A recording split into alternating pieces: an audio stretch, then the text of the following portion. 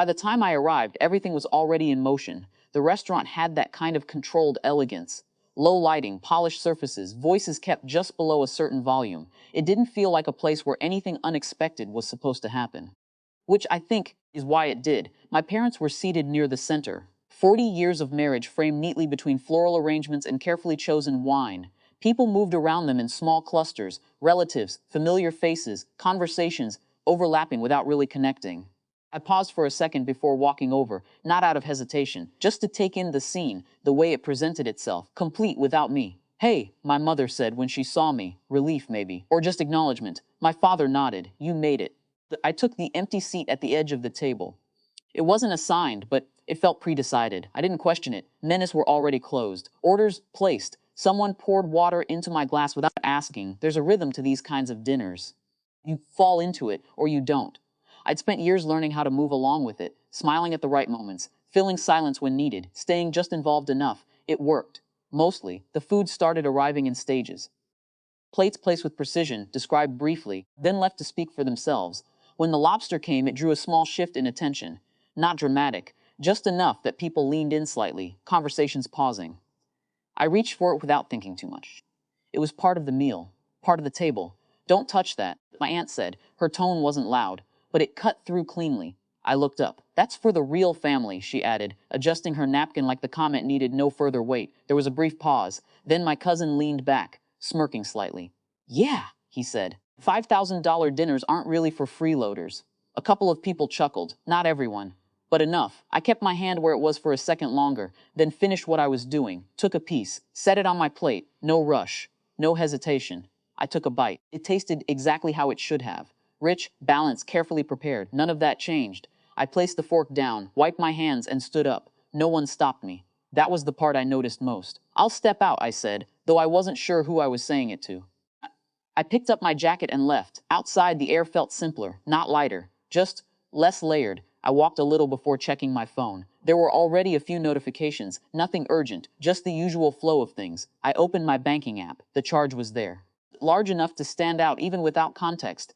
I stared at it for a moment, not because I was unsure, but because I wanted to be clear about what I was doing. Then I reversed it. The process was straightforward. It didn't require emotion, just confirmation. I closed the app and kept walking.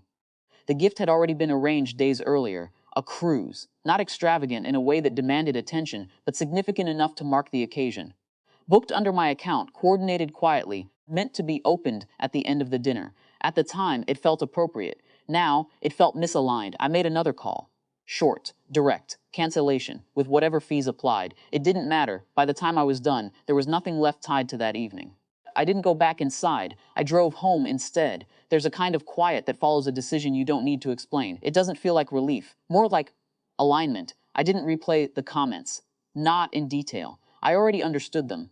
The next morning, my phone started lighting up before I was fully awake. Missed calls stacked in layers, messages overlapping. My cousin first, short, confused, then increasingly sharp. My aunt after that, tone shifting from disbelief to accusation. My mother's messages were different, less structured, asking what happened, saying something must be wrong. My father called multiple times. No messages. I didn't respond immediately. Instead, I checked my email. There it was, of the charge reversal. Pending review, but already flagged. The reservation hadn't been settled the way they thought it had. Another confirmation, the cruise cancellation. Final. Everything was exactly where I'd left it. I answered my father's call eventually. "What did you do?" he asked. Not angry, not calm, just strained. "I corrected a payment that wasn't mine to cover," I said. A pause. "They said the card was mine," I finished. Another pause, longer this time. "And the cruise?" he asked. "I canceled it." "You already gave it," he said. "I arranged it," I replied. "It wasn't used yet." He exhaled, slow. "This could have been handled differently." I thought about that. "It was handled the way it happened," I said. There wasn't much left to add. The messages kept coming through the day. Some tried to explain the comments, said they were jokes, said things were misunderstood.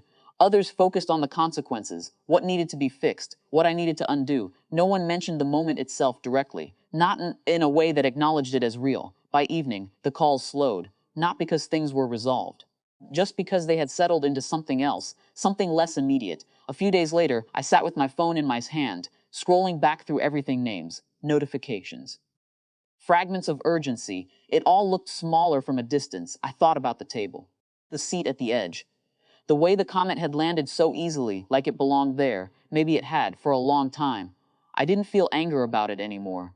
Just a clearer understanding of where I had been standing, and where I wasn't going to stand again. No one asked me to come back. I didn't offer to.